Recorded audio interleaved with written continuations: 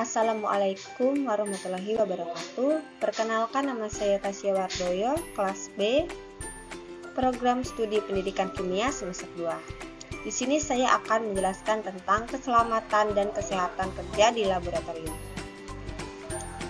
Laboratorium kimia harus diusahakan merupakan tempat yang aman untuk bekerja dan bebas dari kekhawatiran terjadi kecelakaan.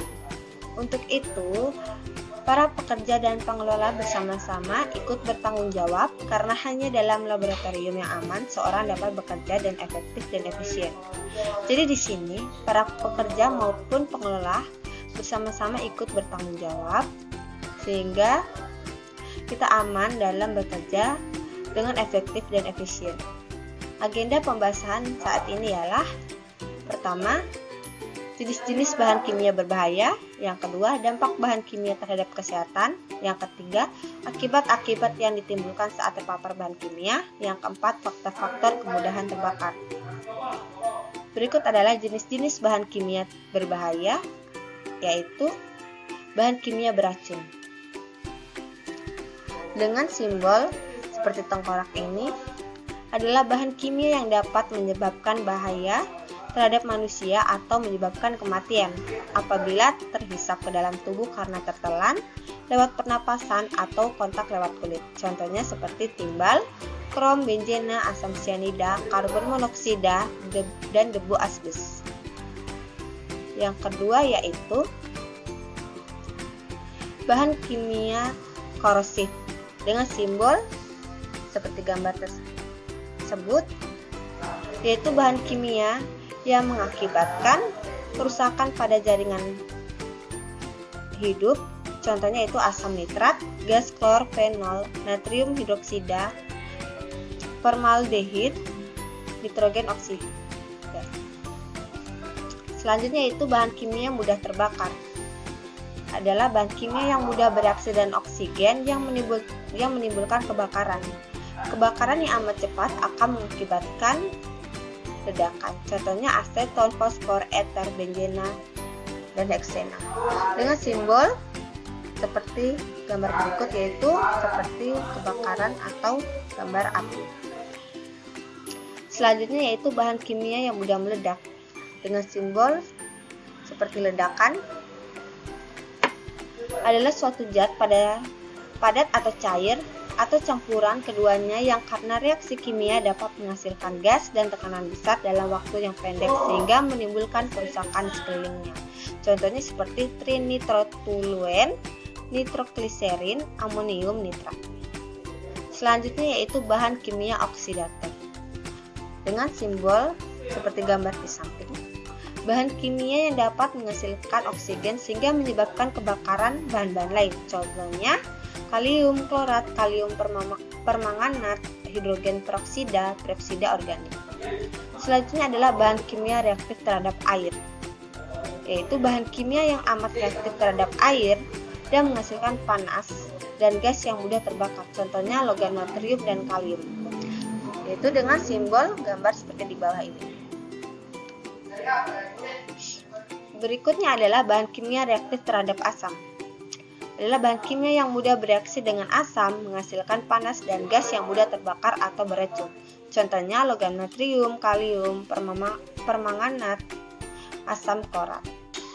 Selanjutnya adalah gas bertekanan. Adalah gas yang disimpan di bawah tekanan tinggi. Contohnya hidrogen, asetilin, nitrogen, etilen oksid. Selanjutnya adalah bahan kimia radioaktif.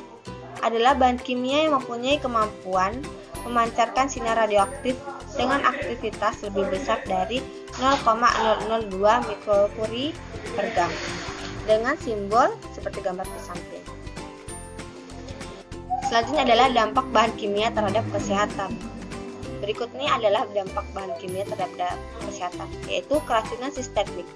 Artinya, adalah zat tersebut dapat beredar ke seluruh tubuh, meracuni sistem kerja organ tubuh tertentu. Contohnya benzena, timah, dan kadmium. Selanjutnya adalah gangguan pernapasan bagian atas, terutama disebabkan oleh gas-gas yang larut dalam air seperti amoniak, belerang dioksida, formaldehida, dan asam asetat. Selanjutnya adalah gangguan pernapasan paru-paru. Sebagai akibat dari gas-gas yang sukar larut dalam air seperti klor, nitrogen, oksida. Selanjutnya adalah asfiksian sederhana, yakni sesak nafas karena kekurangan oksigen akibat adanya gas-gas inert seperti nitrogen, karbon dioksida, asetilen, gas metan. Selanjutnya adalah asfiksian kimia, adalah sesak nafas akibat adanya gas yang beracun seperti CO, asam sianida, asam sulfida. Selanjutnya adalah pembiusan atau hilangnya kesadaran oleh adanya gas-gas seperti klorofrom, aseton, etanol, toluen. Selanjutnya adalah sensitasi, kepekaan pada bagian tubuh tertentu atau alergi sebagai akibat senyawa disosianat, ekspoksi, formaldehid, dan debu. Selanjutnya adalah kanker sebagai akibat masuknya zat karsiogenik ke dalam tubuh seperti senyawa poliaromatik, aflatoksin, benzena, senyawa nitrogen organik, senyawa brom. Yang terakhir adalah pneumokoniosis, adalah terjebaknya partikel-partikel seperti siliaka, serabut asbes dalam paru-paru. Selanjutnya, akibat-akibat yang ditimbulkan saat terpapar bahan kimia dengan jenis zat beracun. Di sini yaitu ada logam dengan jenis bahan antara lain Pb atau TLL, PbCO2 dengan akibat keracunan seperti syaraf, ginjal, dan darah. Sedangkan Hg atau senyawa organik dan organik akan mengakibatkan keracunan seperti syaraf dan ginjal. Sedangkan kadmium akan mengakibatkan keracunan seperti hati, ginjal, dan darah.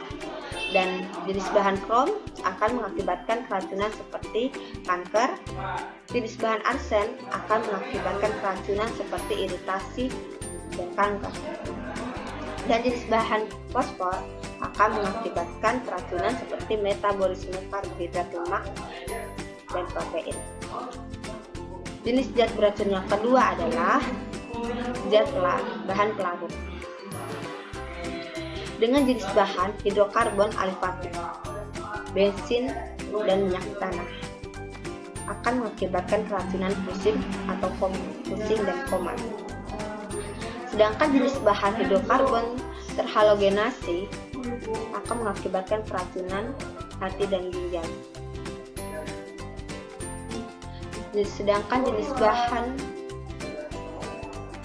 alkohol, etanol, dan metanol akan mengakibatkan keracunan penglihatan, koma, syaraf pusat, leukemia saluran pernapasan. Sedangkan hidrokarbon aromatik, benzen, dan glikol akan mengakibatkan keracunan ginjal dan hati. Jenis zat beracun berikutnya yaitu gas beracun dengan jenis bahan asfiksian yang sederhana N2, He, dan Ne akan mengakibatkan keracunan sesak nafas, kekurangan oksigen. Sedangkan asfiksian kimia akan mengakibatkan keracunan sesak nafas, keracunan pusing. Sedangkan asam sianida akan mengakibatkan keracunan sesak nafas, kejang, hilang kesadaran. Sedangkan asam sulfida akan mengakibatkan keracunan sesak nafas, otak, jantung, hilang kesadaran, sesak nafas, iritasi, dan kematian. Selanjutnya yaitu jenis zat beracun karsinogen dengan jenis bahan benzena, asbes, benzidin, krom, nitrit, amin, vinil klorida. Benzena dengan akibat keracunan leukemia, asbes dengan akibat keracunan paru-paru, benzidin dengan akibat keracunan kandung kencing. Sedangkan jenis bahan krom dengan akan mengakibatkan keracunan borok, nitrin amin akan mengakibatkan keracunan paru-paru, dan vinil klorida akan mengakibatkan keracunan hati, paru-paru, syaraf pusat, dan darah.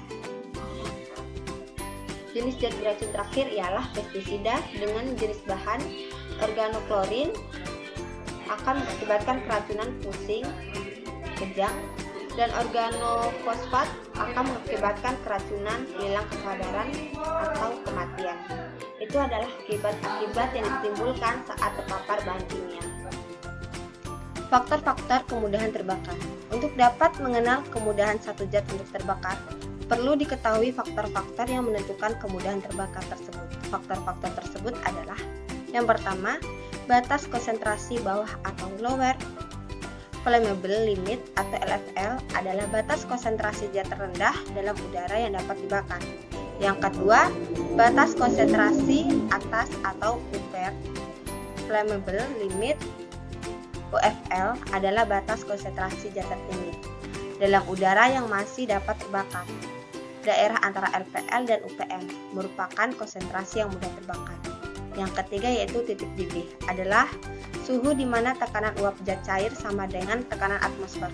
Semakin rendah titik didih, semakin berbahaya karena semakin banyak uap yang dihasilkan pada suhu kamar. Yang keempat adalah titik nyala, adalah suhu di mana zat tersebut menghasilkan uap pada permukaan sehingga dapat dinyalakan. Yang terakhir adalah titik bakar, adalah suhu di mana suatu zat dapat terbakar dengan sendirinya tanpa dinyalakan. Baik, sekian, terima kasih. Itulah adalah penjelasan dari saya. Bila ada kekurangan mohon dimaafkan. Wabillahi taufiq wal hidayah. Wassalamualaikum warahmatullahi wabarakatuh.